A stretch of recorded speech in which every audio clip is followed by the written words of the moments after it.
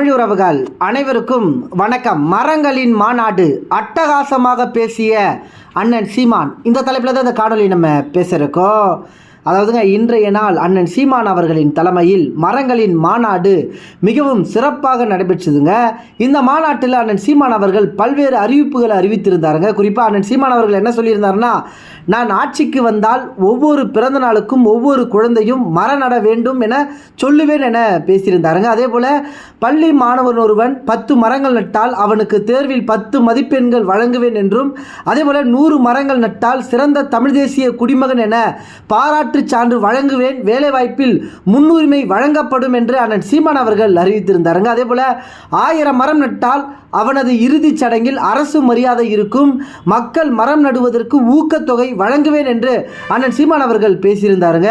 மேலும் சொந்த வீடாகவே இருந்தாலும் அங்குள்ள மரத்தை வெட்ட வேண்டும் என்றால் என்னை கேட்க வேண்டும், கிளையை வெட்டினால் கூட அது சக மனிதனின் கையை வெட்டுவதற்கு சமம் என்பதால் அக்குற்றத்திற்கு 6 மாதம் சிறை தண்டனை கொடுப்பேன் என்று அண்ணன் சீமான் அவர்கள் அதிரடியாக அறிவித்திருந்தாருங்க.